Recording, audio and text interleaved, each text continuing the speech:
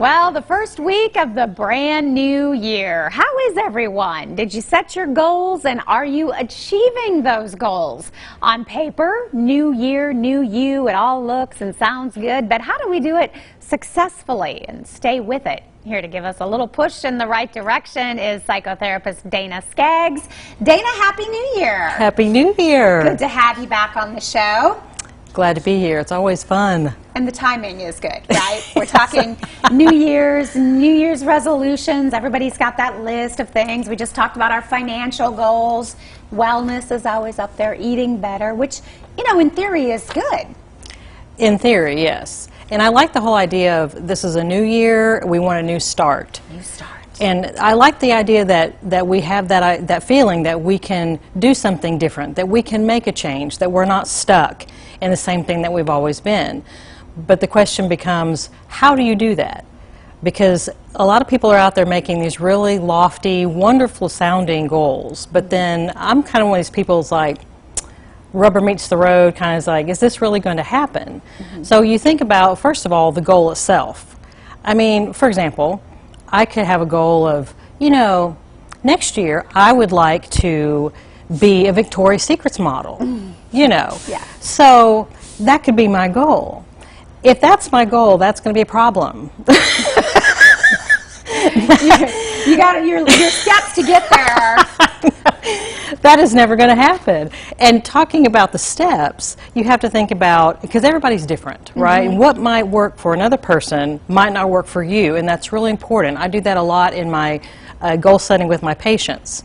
We have to set a goal that's going to get them steered into a healthier direction, but it has to be something that's doable, something that they will actually go out and try to accomplish.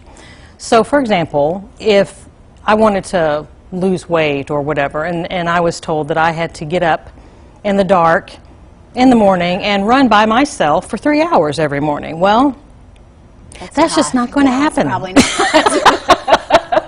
I mean, maybe that first day we've got that momentum, and by the second day, it's a little tough. It's dark and it's cold. Yeah, and you're alone, and then it's just kind of like, then we start getting like down and depressed. And speaking of those kind of moods, sometimes we get in a place where we need a little bit of extra help. And if we need a little bit of extra help, just acknowledge that. There's absolutely nothing wrong with that. I mean, sometimes we need a therapist help.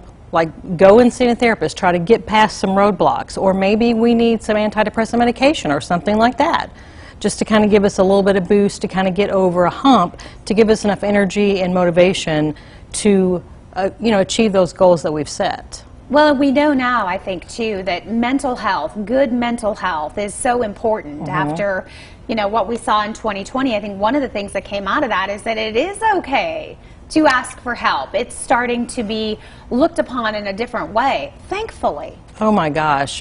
To me, I don't see how anybody, obviously I'm biased, but I don't see how anybody can live their best life without some kind of therapist help, because that's your mental game. Anything you do in life, you bring your mental set to it, your perception, your reaction, your boundary setting or lack thereof. It just goes on and on.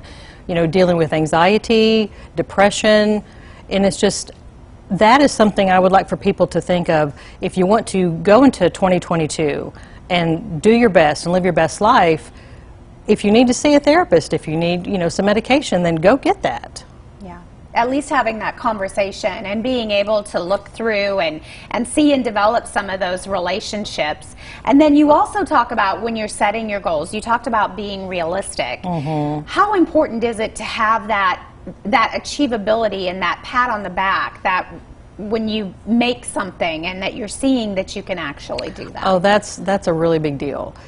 Making small, or having small bites, like when you set a goal, like I gave the example earlier of how I'm not going to go out and run in the dark by myself 3 miles every morning. But what I'm willing to do is I will get up at 5 and follow a YouTube workout video. Now that's something that I will do. So it's kind of like, it's important that whatever you're wanting to do, take smaller bites. Maybe a larger thing is just overwhelming, and then you start feeling down and discouraged that you can't do it. But maybe you can't do this big thing, but can you do this smaller bite? Can you, if you can't do it for 30 minutes, can you do it for 5? and just do that. And that way, you talked about the pat on the back, then you can feel, okay, look, I did this for 5 minutes. I wasn't doing this for 5 minutes last year. And then maybe you can get to where, maybe 10 minutes? Yeah. And celebrating those moments. It's Yes. so important. Hey, you have got a great podcast. We're going to give everybody the information, phoenixandflame.com. You tackle all kinds of different issues on there. Wonderful resource. Thank you for what you do. Oh, more than welcome. Thank you. Good to have you on the show. phoenixandflame.com for more information on Dana. We'll be right back.